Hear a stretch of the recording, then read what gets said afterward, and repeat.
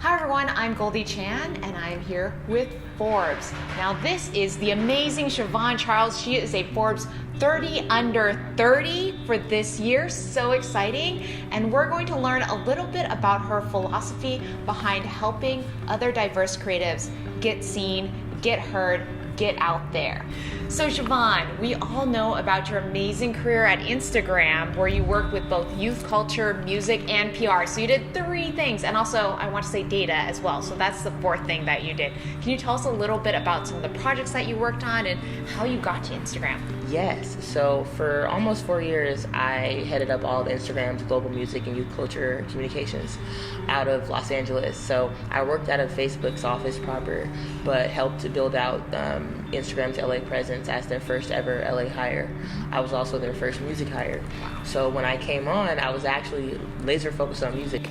And really what was sort of the beginning of seeing how artists were starting to just completely innovate on how they use the platform to make announcements, release music, drop new projects, and just tell their stories visually to fans and really go direct to consumer.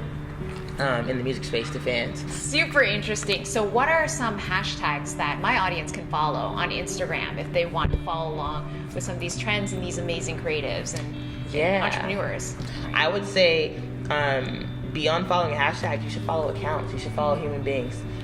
Just to get a better understanding of their voices and what stories they're trying to tell and whose stories they want to tell. A couple of cool accounts to follow. There are so many. I would follow Curtis Taylor Jr., aka Mr. Badbeard, Bakumi Grace, who's an amazing photographer, and Quill Lemons, who's another great, amazing next-gen Black creative based out of New York. Amazing. Well, you just talked about 3 really interesting creatives who you're friends with and that you sometimes collaborate with, but I want to know what you're working on, and I know one of them. So one of them is Magic In Her Melanin. So I'd love to hear how that started, how you got the idea for it, who you're working on with it.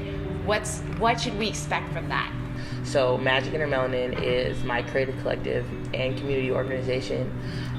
Its main missions are definitely centered around bridging the gap between creatives of color in the tech industry, as well as shedding light and telling more stories around underrepresented voices, kind of across the diaspora, very inclusive, just sort of all about our voices being highlighted in the light that we appreciate, that we respect, that we endorse. Can you speak a little bit, really generally, about underrepresentation of diverse voices in tech? Yeah, in both of my roles in tech, I've been the first Black person and the first Black woman hired on each team. And that's not cool, that's not acceptable. It has been so normalized that it has to change. Right. I think with just thinking about my peer group and the many amazing people of color that I do know, immediately, the many as in not enough, but a good enough amount to start making changes and start shifting the tide.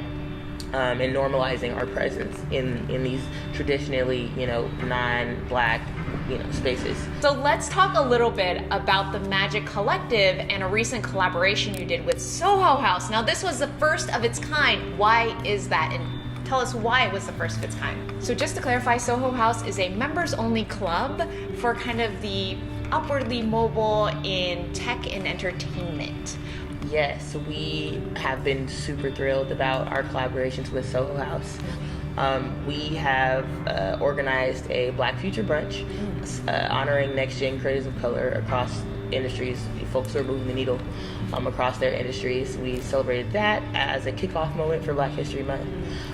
We also did a Grammy Week Next Gen Music Showcase that was all about celebrating Black musicianship, Black artistry, as I mentioned before. And we also have a couple of other events slated for New York for their Dumbo House location and for their meatpacking location.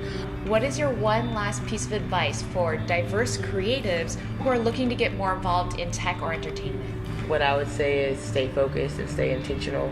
Own your own narrative and fearlessly step into your purpose, whatever that may be.